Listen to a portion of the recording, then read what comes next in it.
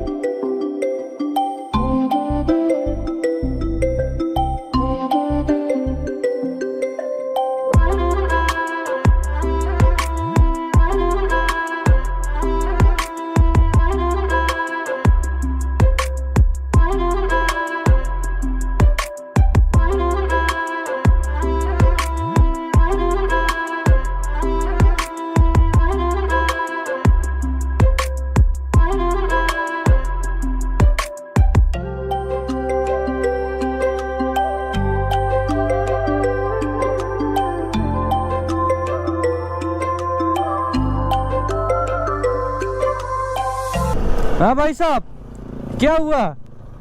कोई हेल्प कर सकता हूँ? हाँ पंचर हो गया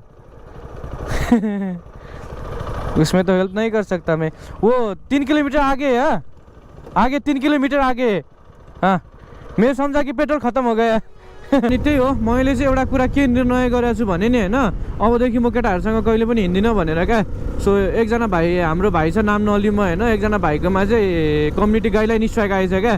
गाइडलाइन स्ट्राइक भनेको चाहिँ तपाईँको कस्तो हुन्छ भने म साइडमा हेर्नु, तपाईँहरूलाई मैले स्क्रिनसट पनि राखिदिएको छु। गाइडलाइन स्ट्राइक भने फाइट खेलेको भिडियो हाल्यो, तर तपाईँले 18+ वालाले हेर्नेवाला बनाएको छैन भने चाहिँ बच्चाहरूले हेऱ्यो भने चाहिँ त्यस्तो आउँछ है।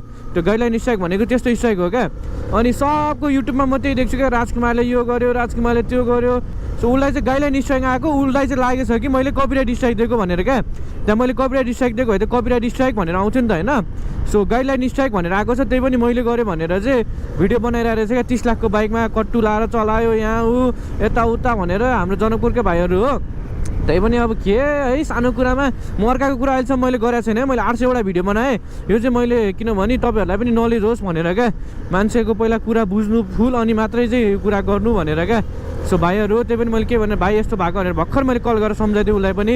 सो हेलो एन्ड नमस्ते एभ्रिवान, सबजना सन्चै हुनुहुन्छ होला, म पनि एकदमै सन्चै छु। अनि आज चाहिँ हामी फर्स्टमै भनिदिन्छु चौधरीको बाइक लिन जान आँटेको होइन, किनभने पेमेन्ट चाहिँ उसले क्लियर गर्न सकेको छैन। अनि मैले चाहिँ अब कस्तो यो पर्सनल कुरा हो, त्यही पनि तपाईँहरूमा चाहिँ मैले चाहिँ हुन्छ नि लाइक सेयर गरिरहेको छु। सो उसले चाहिँ मबाट बाइक किनेको थियो, आधी पेमेन्ट दिनु सकेको छैन नि त, त्यही भएर अनि बाइक चाहिँ ग्यारेजमा थन्केर बसिरहेछ क्या। अनि अहिले आएर अब उसले कल गर्दैन, उसको साथले कल गरेर थर्काइरहेछ यहाँ, बाइक म अब यसरी चाबी उ गरेर चलाउँछु यताउता भनेर। सो पुरा पेमेन्ट आएपछि मात्रै मैले चाहिँ बाइक पास गरिदिन्छु भनेर क्या। उसले चाहिँ चेक लिऊ भनेर चाहिँ चेक लिएर कामै छैन क्या।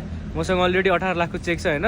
सो त्यो चेक भोलि गएर ब्याङ्कमा उ गर अनि चेक बाउन्स गर, उहाँ जाऊ टेकु गर उ गर, त्यो लामो प्रोसेस भन्दा बाइकै पहिला क्यास लिने अनि मात्रै पास गरिदिनु भनेर बसिरहेको क्या। सो अहिले चाहिँ हामी पेप्सीकोला जान आँटेको, अलिसा र म यहाँ के गर्ने ल भन्दै मेरो बाइक त्यही भने। अनि जबसम्म पैसा दिँदैन हामी यहीँ राख्छौँ बरु होइन। अनि त्यही हो, लफडा धेरै हुँदो रहेछ साथीभाइमा चाहिँ, त्यही भएर अहिले अब बाइक साइक धुइसक्यो। आज शनिबारको दिन म नुहाएर बसेको दिनभरि। So as you can see bike टिलिक्क टल्काएर राखेको छु मैले। सो त्यही हो, नयाँ जस्तै छ, अझै 2 महिना हुन आँट्यो किनेको चाहिँ। केटाहरू साइकल कुरेको यहाँ, साइकल कुरेको भयो के देखाउनु हुँदा युट्युबमा हुन्छ। अनि किन लजाइरहेको त नि एउटा कुकुरले अर्को कुकुर समात्दैछ त्यो म आउने बित्तिकै डराउँछु हेर्न भाग्छ अरे छाड त भाग्छ ऊ सो त्यही हो आज बेलुकासम्म चाहिँ हुन्छ नि सिबिआर पनि बनाएर दिन्छु भनेको छ त्यहाँ पेन्टवाला दाइले सो लगभग 9 दिन भइसक्यो मैले सिबिआर छोडेको अहिलेसम्म बनाएको छैन क्या बनाउनु त के होइन त्यो अलिकति स्क्रच भएको थियो अब सानो त्यो जस पेन्ट मात्रै हुन्छ नि डिटेलिङ गर्नुपर्ने पुरै होल बडी पेन्ट गरेको छ क्या त्यही भएर अब बिल कति आउने हो प्लस टाइम पनि धेरै गइसक्यो अनि पर्सि चाहिँ हाम्रो न्यू इयर छ अब त्यही हो अलिकति उ भयो अहिले चौधरीको बाइक लिन जान्छ यार साथीलाई फोन गरेर यस्तो ल्याङ